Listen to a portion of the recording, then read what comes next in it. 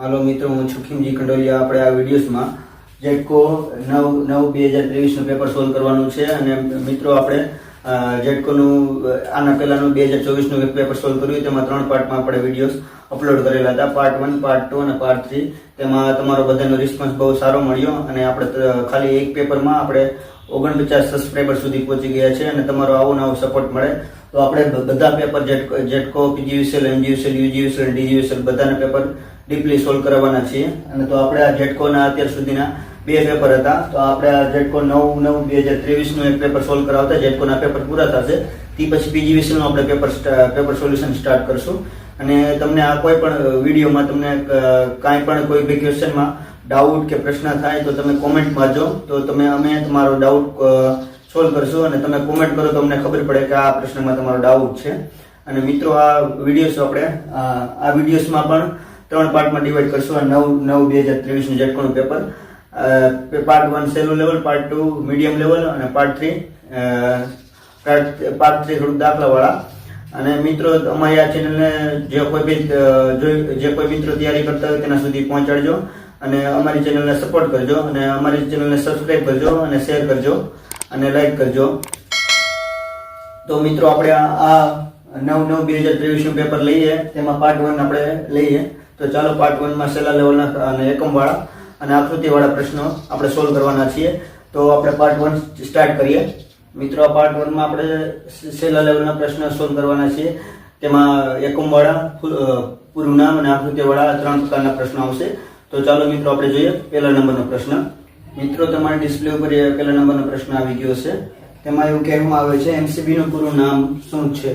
4 option આપેલ છે. Voltage circuit breaker, બીજું મેક્સિમમ કરંટ બ્રેકર, અને ત્રીજું છે મિનિએચર સર્કિટ બ્રેકર, અને ચોથા ઓપ્શન છે મિનિએચર શન્ટ બ્રેકર. મિત્રો, આ એમસીબી નું પૂરું નામ તે 2024 ના જેટકોના પેપરમાં પણ આ ક્વેશ્ચન પૂછાણો હતો. અને આ 2023 ના પેપરમાં રિપીટ થયેલો છે. તેમ છતાં આપણે જોઈએ પહેલુંમાં એમાં એવું કહેવામાં આવે છે, એમસીબી નું પૂરું નામ પૂછેલું છે આપણને. તો એમસીબી નું પૂરું નામ આપણે જોઈએ.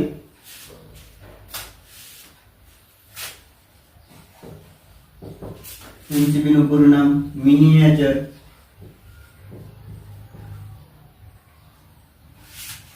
Circuit breaker.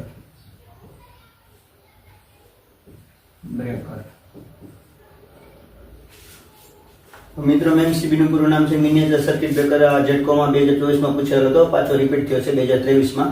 તો ચાલો મિત્રો, આપણે લઈએ ક્વેશ્ચન નંબર 2. મિત્રો, તમારા ડિસ્પ્લે પર ક્વેશ્ચન નંબર 2 આવી ગયો છે. તેમાં એવું કહેવામાં આવ્યું છે કે અવરોધતાનો એકમ શું છે? 4 ઓપ્શન આપેલા છે. ઓહમ મીટર, અને ઓહમ છેદમાં મીટર, અને ઓહમ છેદમાં મીટર સ્ક્વેર. તો અવરોધતા મીન્સ આપણે રેઝિસ્ટરના સૂત્ર આપણે જોઈએ, રો એલ બાય એ. તો રો એટલે અવરોધતા થાય. આ રેઝિસ્ટરનું એકમ થાય ઓહમ. અવરોધતા આપણે આનો એકમ પૂછવામાં આવે છે. એલ એટલે લંબાઈ. તો લંબાઈનો એકમ થાય મીટર, અને 8 એટલે ડાયામીટર. 8 નું ક્ષેત્રફળ.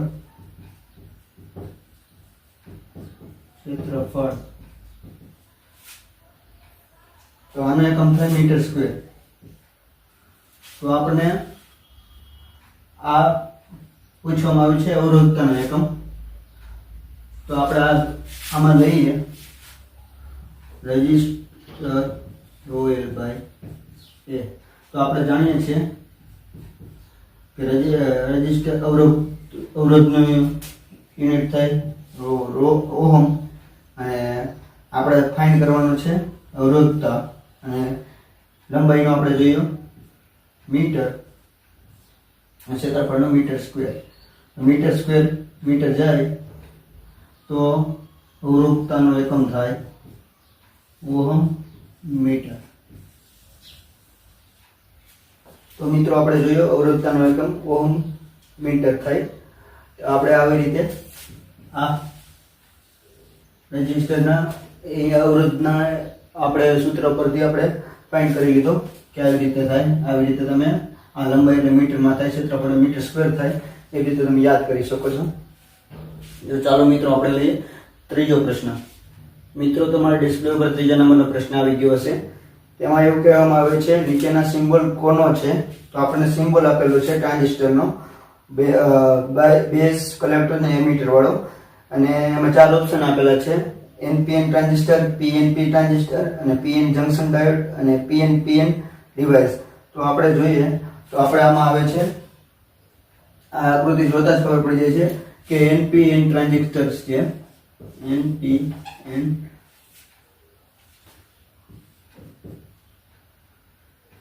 ટ્રાન્ઝિસ્ટર.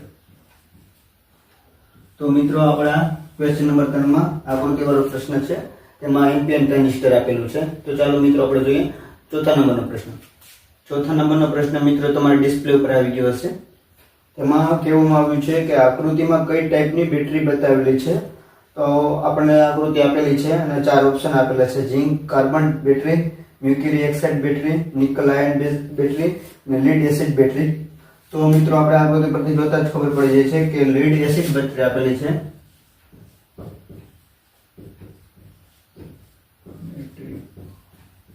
અને મિત્રો આપણે આ લીડ એસિડ બેટરી એ રીતે પૂછવામાં આવે છે કારણ કે સબસ્ટેશનમાં અને મેક્સિમમ યુઝમાં લીડ એસિડ બેટરી વપરાતી હોય છે. એના માટે લીડ એસિડ બેટરી આપણે આકૃતિ આપેલી છે અને પૂછવામાં આવ્યું છે કે આ કઈ પ્રકારની બેટરી છે? લીડ એસિડ બેટરી છે.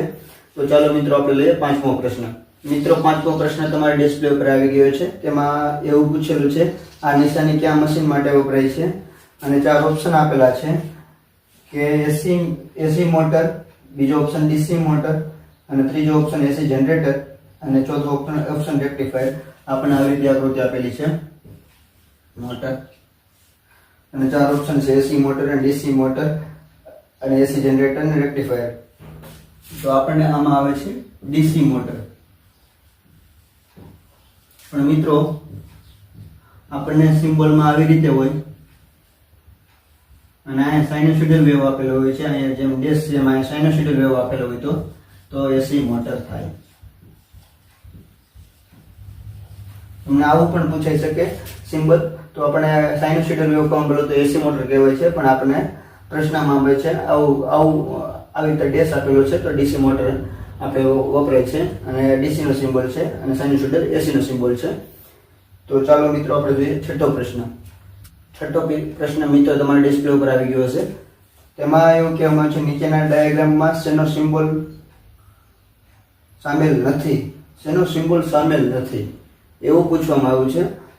અને આમાં 4 ઓપ્શન આપે છે: સર્કિટ બ્રેકર, આઇસોલેટર, બસ બાર અને કરંટ ટ્રાન્સફોર્મર. તો આપણે બે રીતે પૂછે આ પ્રશ્ન. સામેલ છે ને સામેલ નથી. આપણને પૂછવામાં આવે છે સામેલ નથી. તો આપણે આકૃતિ જોઈએ એ પ્રમાણે જોઈએ તો આપણે આમાં કરંટ ટ્રાન્સફોર્મર સામેલ નથી, કારણ કે કરંટ ટ્રાન્સફોર્મર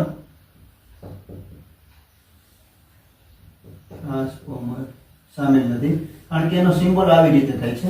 આ કરંટ ટ્રાન્સફોર્મરનો સિમ્બોલ છે, પણ એવું આમાં ક્યાંય આપેલ નથી. અને આમાં આપણને આપેલો છે આકૃતિ આવી રીતે કે બસ બાર છે,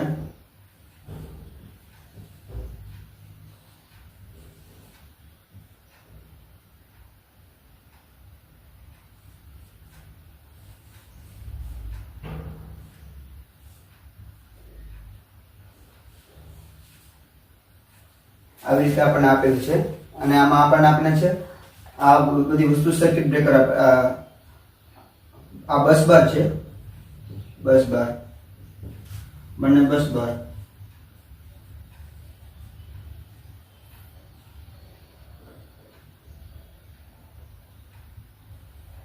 આ છે આઇસોલેટર, આ છે સર્કિટ બ્રેકર. તો આપણને 3 વસ્તુ આપેલી છે: બસ બાર આપેલો છે, બસ બાર, આઇસોલેટર અને સર્કિટ બ્રેકર. તો આપણને સામેલ છે આકૃતિમાં, આ આકૃતિ છે અને આકૃતિમાં સામેલ છે બસ બાર આઇસોલેટ અને સર્કિટ બ્રેકર. આપણને પૂછેલ છે સામેલ નથી, તો સામેલ આપણે કરંટ ટ્રાન્સફોર્મર સામેલ નથી. તો ચાલો મિત્રો આપણે લઈએ 7મો પ્રશ્ન. 7મો પ્રશ્ન મિત્રો તમારા ડિસ્પ્લે ઉપર આવી ગયો હશે. તેમાં એવું કહેવામાં આવે છે આ સિમ્બોલ શેના માટે વપરાય છે, અને 4 ઓપ્શન આપેલા છે: બઝર, બેલ, ગીઝર અને સ્પીકર. તો આપણે જોઈએ તો આ સિમ્બોલ આપણને આપેલો છે આવી રીતે, અને આ સિમ્બોલ આપણને વપરાય છે બઝર માટે. આપણે ભણવામાં પણ આવતું, અને આપણા સબસ્ટેશનમાં મેન્યુઅલ કોઈ પણ હોય સબસ્ટેશનમાં બઝર માટેના સિમ્બોલ આપેલો હોય છે. તો આપણા પ્રશ્નમાં સિમ્બોલ આપેલો છે એનું નામ છે બઝર. તો ચાલો મિત્રો આપણે લઈએ 8મો પ્રશ્ન. મિત્રો 8મો પ્રશ્ન તમારા ડિસ્પ્લે ઉપર આવી ગયો છે. તેમાં એવું કહેવામાં છે આ સિમ્બોલ શેનો છે, અને સિમ્બોલ આપેલો છે અને 4 ઓપ્શન આપેલા છે: અવરોધ, વેરિયેબલ અવરોધ, થર્મિસ્ટર અને ફ્યુઝ. આપણને સિમ્બોલ આવી રીતે આપવામાં આવેલ છે, અને આપણને આને કહેવાય છે વેરિયેબલ અવરોધ. વેરિયેબલ અવરોધ. તો આપણને આવો સિમ્બોલ આપેલો છે, અને પૂછવામાં આવે છે કે આને શું કહેવાય, વેરિયેબલ અવરોધ. અને આવી રીતે પૂછવામાં આવે તો ખાલી આને કહેવાય છે અવરોધ. આ નોટ કરજો, આવી રીતે પૂછવામાં આવે તો અવરોધ કહેવાય. અને આવી રીતે સિમ્બોલ પૂછવામાં આવે તો આ છે ઇન્ડક્ટર. અને આવી રીતે પ્રશ્ન પૂછવામાં આવે તો આ છે કેપેસિટર. અને કોઈ પણ માં આ એરો મૂકવામાં આવે તો બદલતું કે વેરિયેબલ કહેવાય, બદલતું અવરોધ, વેરિયેબલ અવરોધ. પછી આમાં સિમ્બોલ મૂકવામાં આવે તો એરાનો તો વેરિયેબલ ઇન્ડક્ટર, અને આમાં સિમ્બોલ મૂકવાનો આવે તો વેરિયેબલ કેપેસિટર. આવી રીતે આપણે 8મો પ્રશ્ન એક્સપ્લેન કર્યો છે, અને આપણો પ્રશ્ન આ છે. અને આવી રીતે 3 ઓપ્શન કે આવી રીતે પૂછે આપણને સિમ્બોલ તો અવરોધ પણ કહેવાય, ઇન્ડક્ટર કહેવાય અને કેપેસિટર કહેવાય. 3 સિમ્બોલ પણ આપણે એક્સપ્લેન કરીએ. તો ચાલો મિત્રો આપણે લઈએ 9મો પ્રશ્ન. 9મો પ્રશ્ન મિત્રો તમારા ડિસ્પ્લે ઉપર આવી ગયો છે. તેમાં એવું કહેવામાં આવે છે આ કયા પ્રકારનું વાયરિંગ છે. વાયરિંગ ડાયાગ્રામ આપેલો છે. આપણે આની પહેલા જોયું સિંગલ સ્વિચ, ડબલ સ્વિચ, ઝટકોનો 2024 નંબર પર. એવી જ રીતે આમાં વાયરિંગ ડાયાગ્રામ આપેલો છે. એમાં ફેઝ ને ન્યુટ્રલ છે, અને આમાં પૂછેલું છે કે કેવા પ્રકારનું વાયરિંગ છે. એમાં 4 ઓપ્શન આપેલા છે: single way wiring, 2 way wiring, distribution box wiring અને ઉપરમાંથી કોઈ નહીં. તો આમાં આપણે જોઈએ તો 2 વે વાયરિંગ આપેલું છે.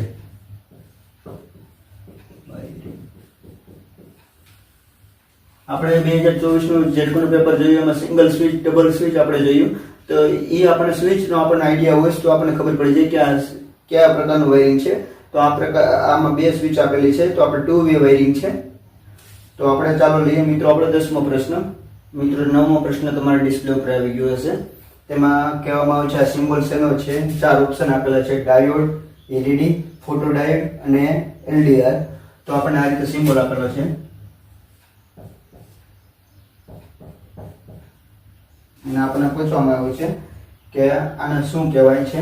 આપણે 2024 માં આવી જ રીતે પ્રશ્ન પૂછાયો હતો સિમ્બોલ ઉપર, ને આપણે તમને સમજાવ્યું હતું. આને કહેવાય છે ફોટો ડાયોડ. અને આવી રીતે સિમ્બોલ પૂછાય. આને કહેવાય છે ખાલી ડાયોડ.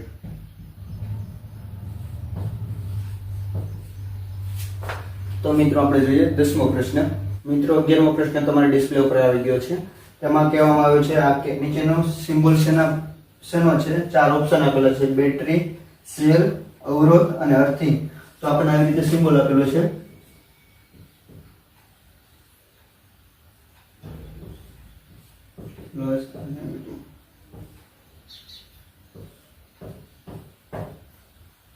તો મિત્રો આપણે આ જોઈએ તો આ બેટરીનો સિમ્બોલ છે.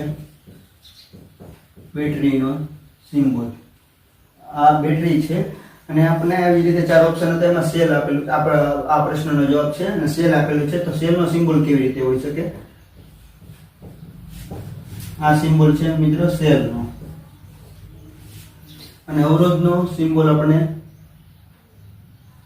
આ છે સેલનો. અવરોધનો સિમ્બોલ આપણે આવી રીતે અવરોધ.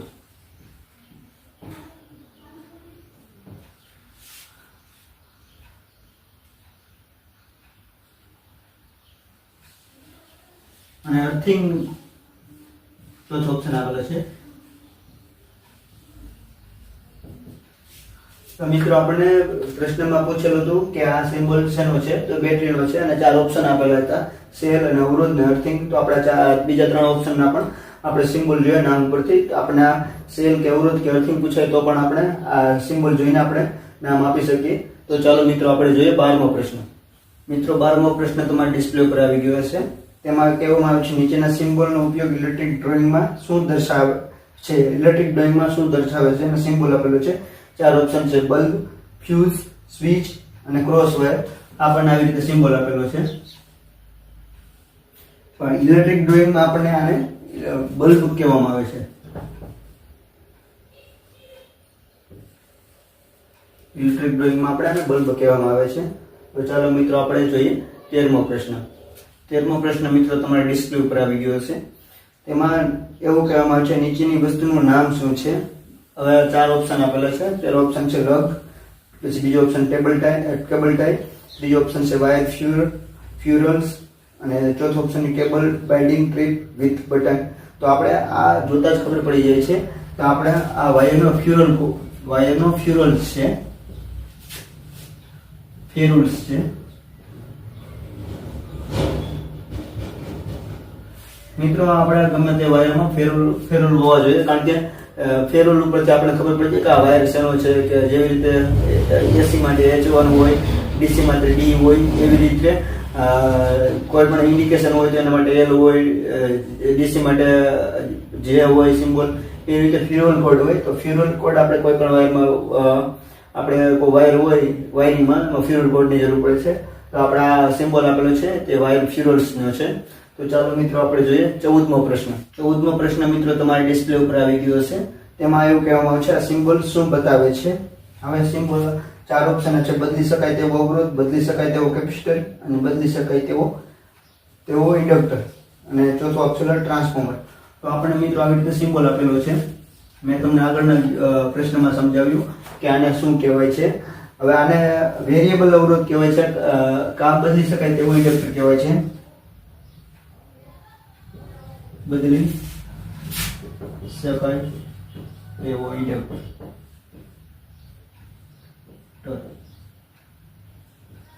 આને કહેવાય છે. અને મિત્રો આપણને આમાં 4 ઓપ્શન છે, બદલી શકાય તેવો કેપેસિટર પૂછેલો છે. તો બદલી શકાય તેવો કેપેસિટર આવી રીતે આપણે હોય છે. એનો સિમ્બોલ બદલી શકાય તેવો કેપેસિટર.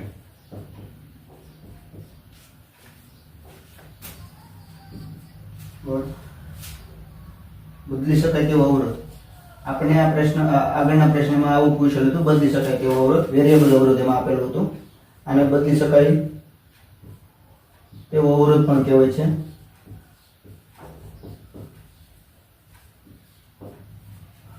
તો મિત્રો આપણે આ પ્રશ્નમાં પૂછેલું હતું કે વેરિયેબલ ઇન્ડક્ટર આપેલું છે અને કહેવામાં આવે છે બદલી શકાય તેવો ઇન્ડક્ટર. અને કેપેસિટર અને ઇન્ડક્ટર 4 ઓપ્શનમાં આપેલા હતા. તો મેં તમને કેપેસિટર અને બદલી શકાય તેવા અવરોધની પણ આકૃતિ અને સિમ્બોલ દર્શાવ્યો તમને. આવી રીતે પૂછે તો પણ તમે જવાબ આપી શકો. તો ચાલો મિત્રો આપણે જોઈએ 15મો પ્રશ્ન. 15મો પ્રશ્ન મિત્રો તમારી ડિસ્પ્લે ઉપર આવી ગયો હશે. તેમાં એવું આપેલું છે નીચેની આકૃતિ શું બતાવે છે. એમાં 4 ઓપ્શન આપેલા છે, કોન્ટેક્ટર, MCB, ટાઈમર સ્વિચ અને પુશ બટન સ્વિચ. 4 ઓપ્શન આપેલા છે. તો મિત્રો આપણે આકૃતિમાં જોતા જ ખબર પડી જાય છે કે આ વસ્તુ આપણને આપેલી છે તે MCB પણ નથી, કોન્ટેક્ટર પણ નથી અને પુશ બટન પણ નથી. આ વસ્તુ છે ટાઈમર સ્વિચ છે આપણી પાસે, સ્વિચ. તો મિત્રો આપણે આનો જવાબ થઈ ટાઈમર સ્વિચ. તો ચાલો મિત્રો આપણે લઈએ 16મો પ્રશ્ન. 16મો પ્રશ્ન મિત્રો તમારા ડિસ્પ્લે ઉપર આવી ગયો હશે. તેમાં એવું કહેવું છે આ સિમ્બોલ શેનો છે અને 4 ઓપ્શન આપેલા છે, SCR, MOSFET, TRIAC અને IGBT. સેમ ટુ સેમ મિત્રો આ 2024ના જેટકોના પેપરમાં પૂછાઈ ગયેલો હતો. એમાં આપણે 4 ઓપ્શન પરથી MOSFET, IGBT અને TRIAC આ ત્રણેયના સિમ્બોલ પણ એક્સપ્લેન કર્યા હતા. આપણે આ સિમ્બોલ આપેલો છે તે આવી રીતે છે.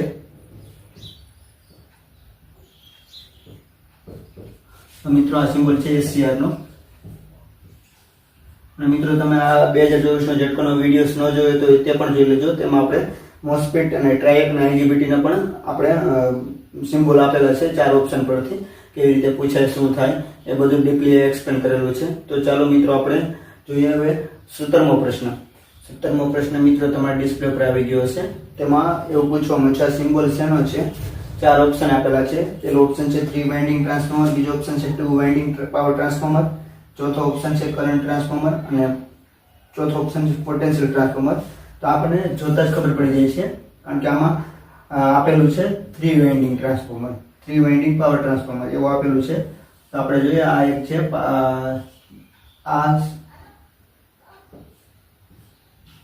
આ સિમ્બોલ છે 3 વાઇન્ડિંગ ટ્રાન્સફોર્મર,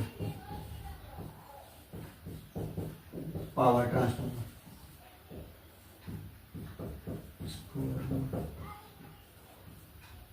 આપણે આપેલું છે 3 વાઇન્ડિંગ પાવર ટ્રાન્સફોર્મર.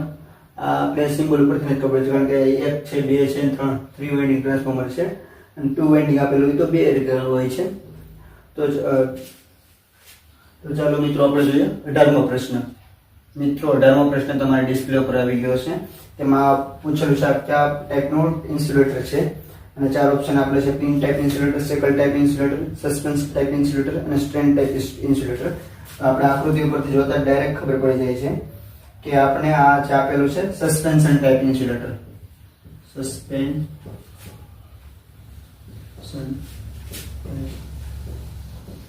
ઇન્સ્યુલેટર. મિત્રો આવી રીતે આપણે 2024માં પ્રશ્ન પૂછેલો હતો પિન ટાઈપ ઇન્સ્યુલેટર, અને તેમાં આપણે બધા કેટલા પ્રકારના ઇન્સ્યુલેટર આવે છે, તેનો ઉપયોગ શું છે, એ બધું આપણે ઊંડાણમાં એક્સપ્લેન કરેલું છે. તો આપણે તમે વિડીયો 2024 જેટકોનો ન જોયો હોય તો પાછો જોઈ લેજો. અને તમને કોઈ પણ ડાઉટ હોય તો કોમેન્ટ કરતા રહેજો કે શું પ્રોબ્લેમ છે, તો અમે તેનો નવો વિડીયો બનાવી તમારો ડાઉટનો પ્રશ્નનું સોલ્યુશન લેશું. તો ચાલો મિત્રો આપણે લઈએ 19મો પ્રશ્ન. 19મો પ્રશ્ન મિત્રો તમારા ડિસ્પ્લે પર આવી ગયો હશે. તેમાં એવું કહેવામાં છે નીચેનું ક્લિપરનું નામ શું છે? એમાં ક્લિપર આપેલું છે અને 4 ઓપ્શન આપે છે: firm joint clipper, spring joint clipper, outside clipper અને ઇનસાઇડ ક્લિપર. તો મિત્રો આપણને જોતા જ ખબર પડી જાય છે કે અંદરથી આમાં માપેલું છે, એટલે બહારથી માપેલું હોય તો આઉટસાઇડ ક્લિપર કહેવાય, પણ અંદરથી માપેલું છે એટલા માટે ઇનસાઇડ ક્લિપર કહેવાય.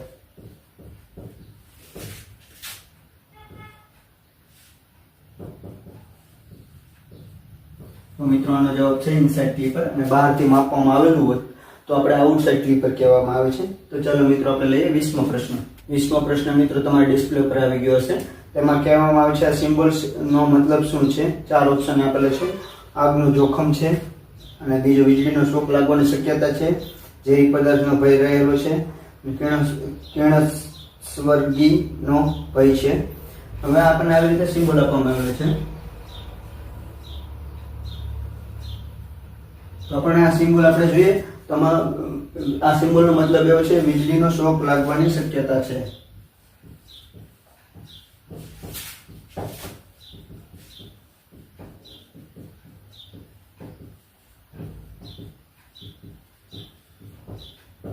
મિત્રો સબસ્ટેશન કે પાવર હાઉસ હોય કોઈ પણ, અને ઇલેક્ટ્રિક મોટો પાવર પ્લાન્ટ હોય, તેમાં આ સિમ્બોલ આપણે બધે દર્શાવેલો હોય છે અને લગાવેલો હોય છે.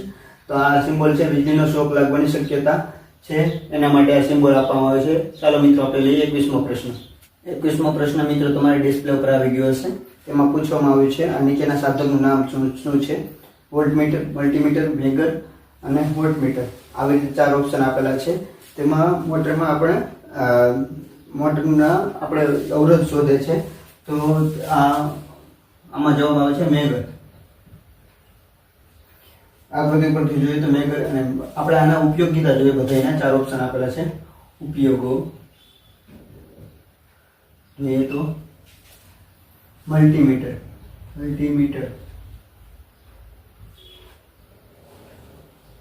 પેલું મલ્ટીમીટર, બીજું વોલ્ટમીટર, ત્રીજું છે વોલ્ટમીટર.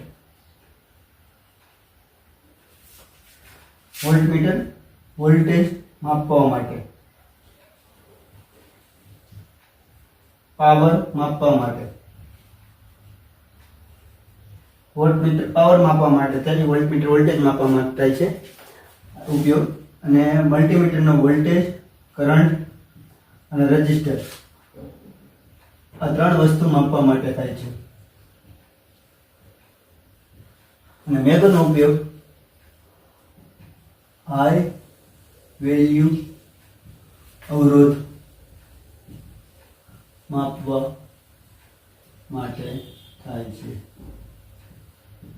તો મિત્રો આપણે આમાં સિમ્બોલ પ્રમાણે મેગર કહેવામાં મેગર છે જવાબ આનો, પણ આપણે 4 ઓપ્શન આપેલા છે, મલ્ટીમીટર, વોલ્ટમીટર અને વોટમીટર. તો તેનો ઉપયોગ શું છે તે આપણે આ પ્રશ્નમાં જાણ્યું કે મલ્ટીમીટરનો થી આપણે શું ઉપયોગ કરી શકીએ. વોલ્ટેજ માપી શકીએ, કરંટ માપી શકીએ અને અવરોધ માપી શકીએ, અને વોટમીટરથી આપણે વોલ્ટમીટરથી આપણે વોલ્ટેજ માપી શકીએ, અને વોટમીટરથી આપણે પાવર માપી શકીએ. તો ચાલો મિત્રો આપણે જોઈએ 22મો પ્રશ્ન. 22મો પ્રશ્ન મિત્રો તમારા ડિસ્પ્લે પર આવી ગયો હશે. તેમાં આપેલું છે માઇક્રોમીટરનું રીડિંગ શું છે. તો આમાં માઇક્રોમીટરમાં આપણે જોઈએ તો 40 થી 30 થી 35, 35 થી 40 અને 40 થી 45 અને 45 ની ઉપર પણ છે. તો આપણે અંદાજો મારી શકીએ તો 5 ના ગેપ જોઈએ તો 15 થાય, એટલે મીન્સ 15 પોઈન્ટ સમથિંગ 15 પોઈન્ટની ઉપર જ થાય. તો આપણે આમાં પાછું 45 ની ઉપર 50 સુધી આવી ગયેલું છે, પણ આંકડો બતાવ્યો નથી, થોડોક જ આંકડો બતાવ્યો છે 50 નો. તો આપણે જોઈએ તો આપણે આમાં અંદાજો મારીને 1.89 mm જવાબ લખી શકીએ, અને આનો જવાબ આવશે 1.89 mm માઇક્રોમીટર નું રીડિંગ આપણે જાણવાનું કીધું છે. તો ચાલો મિત્રો આપણે જોઈએ 23મો પ્રશ્ન.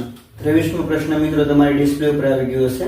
તેમાં એવું કહેવામાં છે કોઈ પણ વ્યક્તિને ઇલેક્ટ્રિક શોક લાગે તો તેની તીવ્રતા શેના પર આધાર રાખતી નથી. આપણને આ પ્રશ્ન બે રીતે પૂછી શકે, આધાર રાખતી નથી. આપણને પ્રશ્નમાં આવું પૂછાયું છે, પણ આપણને એવું પૂછે આધાર રાખે છે. આ એક પ્રશ્નમાં 2 પ્રશ્ન પૂછેલા છે, એવી રીતે આપણે જોઈએ, કારણ કે આધાર રાખે એ પણ આપણને ખબર હોવી જોઈએ, આધાર નથી રાખતી એ પણ ખબર હોવી જોઈએ. તો જ આપણે આ પ્રશ્નનો સાચો જવાબ આપી શકીએ. ઇલેક્ટ્રિક શોકની તીવ્રતા શેના પર આધાર રાખે છે. તો આપણે શેના પર આધાર રાખે એ ખબર હોવી જોઈએ, શરીરના કુલ અવરોધ ઉપર.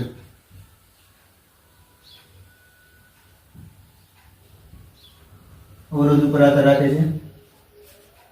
બીજો છે શરીરના કયા ભાગમાંથી વિદ્યુત પ્રવાહ પસાર થાય છે.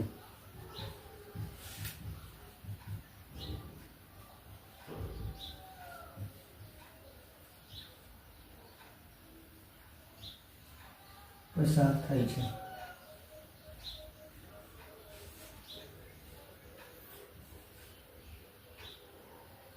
અને શરીરમાંથી કેટલી માત્રામાં પસાર થાય છે.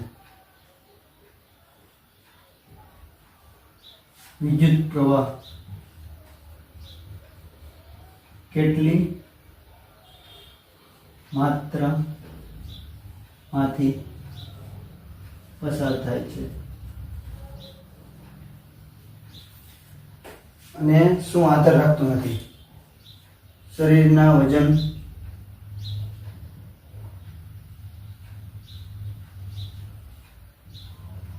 તો મિત્રો આપણે પૂછવામાં છે શેના ઇલેક્ટ્રિક શોક લાગે તેની ગતિ મીન્સ તીવ્રતા શેના પર આધાર રાખે છે.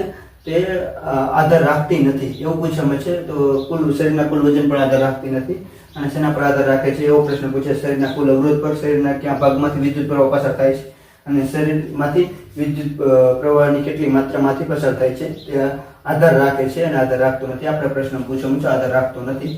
તો આપણા શરીરના કુલ વજન પર આધાર રાખતો નથી, તેનો જવાબ થાય છે. તો ચાલો મિત્રો આપણે જોઈએ 24મો પ્રશ્ન. મિત્રો 24મો પ્રશ્ન તમારી ડિસ્પ્લે પર આવી ગયો હશે. તેમાં પૂછવામાં આવે છે આંખના કયા કોષ સ્ફોટિક્સ દ્રષ્ટિ માટે જવાબદાર છે. તો આમાં 4 ઓપ્શન આપેલા છે, શંકુ કોષો, રોડ કોષો અને એ અને બી બંને, અને ઉપરમાંથી કોઈ પણ નહીં. આ પ્રશ્ન જીકે નો છે, અને આ 2024 ના પેપરમાં પણ પ્રશ્ન પૂછવામાં આવે છે, સેમ રિપીટ કરવામાં આવે છે. તો તેમાં આંખના ક્યાં કોષ સ્ફોટિક્સ દ્રષ્ટિ માટે જવાબદાર છે. રોડ કોષો જવાબદાર હોય છે.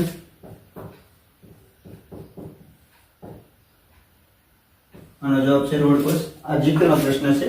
તે જીકે આપણે થોડું કરતું રહેવું જોઈએ, કારણ કે એ બદલતું હોય છે. એમાં કાંઈ એવું નથી કે આ રોડ કોષ આજ પાછો પ્રશ્ન રિપીટ થાય. તો આપણે જોતું રહેવું જોઈએ. તો ચાલો મિત્રો આપણે જોઈએ 25મો પ્રશ્ન. મિત્રો 25મો પ્રશ્ન તમારી ડિસ્પ્લે પર આવી ગયો છે. તેમાં એવું કહેવામાં છે, ભારત સરકારના વિદ્યુત મંત્રાલયના કેન્દ્રીય મંત્રી કોણ છે? શ્રી એસનેવી વૈષ્ણવ, નીતિન ગડકરી, અને બીજો ઓપ્શન રાજકુમાર સિંહ અને પિયુષ ગોયલ. તો આપણે વિદ્યુત મંત્રાલય પૂછેલું છે, તો વિદ્યુત મંત્રાલય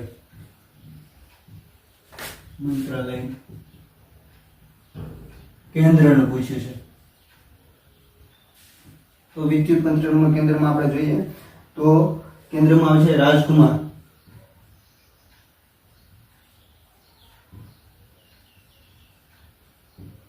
મિત્રો આમાં કેન્દ્રના આપણે મોસ્ટલી વિદ્યુત મંત્રી પૂછતા હોય છે, ઉર્જા મંત્રી વિદ્યુત મંત્રાલયના કેન્દ્રમાં પૂછતા હોય છે અને ગુજરાતમાં પણ પૂછે છે. તો આપણે આ પ્રશ્ન જીકેમાંથી મોસ્ટલી આ પૂછાતો હોય મંત્રીમંડળમાં કે આપણે ઉર્જા મંત્રી કોણ છે, વિદ્યુત મંત્રી કોણ છે. તો કેન્દ્રમાંથી પણ પૂછાઈ શકે અને ગુજરાતમાંથી પણ પૂછાઈ શકે. તો આપણે કેન્દ્રમાં આ 2023માં રાજકુમાર સિંહ હતા અને હમણાં ઇલેક્શન છે, તો ઇલેક્શન પછી બદલાઈ પણ શકે છે. આપણે જીકે માટે આપણને કેન્દ્રીય મંત્રી, વિદ્યુતના કેન્દ્રીય મંત્રી અને આપણે ગુજરાત સરકારના કેન્દ્રીય વિદ્યુત મંત્રી, આપણે આ બે વસ્તુ ખબર હોવી જોઈએ. તો આપણને આગળ કોઈ પણ એક્ઝામમાં આપણે ઇલેક્ટ્રિકલ બેઝની એક્ઝામમાં કામ લાગે અને આપણે વારંવાર આ પ્રશ્ન પૂછાતા હોય છે. તો મિત્રો આપણે 1 થી 25 પ્રશ્ન સોલ્વ કરીએ. અને જો મિત્રો તમને આ વિડીયો અમારો સારો લાગ્યો હોય તો જે વિદ્યાર્થીઓ કે જરૂરિયાતવાળા હોય અને મહેનત કરતા હોય તો તેના સુધી હેલ્પફુલ થાય તેના સુધી પહોંચાડજો. અને અમારી ચેનલ, અમારા વિડીયો સારા લાગ્યા હોય તો અમારી ચેનલને લાઈક કરજો, સબસ્ક્રાઈબ કરજો અને શેર કરજો. તો ચાલો મિત્રો આપણે મળશું હવે પાર્ટ 2માં કે જેમાં થોડા મીડિયમ લેવલના પ્રશ્નો હશે. તો 1 થી 25 પ્રશ્ન આપણે કોઈ પણ ડાઉટ હોય તો તમે લાઈક કરજો, શેર કરજો અને સબસ્ક્રાઈબ કરજો અને કોમેન્ટ કરજો. તો ચાલો મિત્રો આપણે મળીએ પાર્ટ 2માં.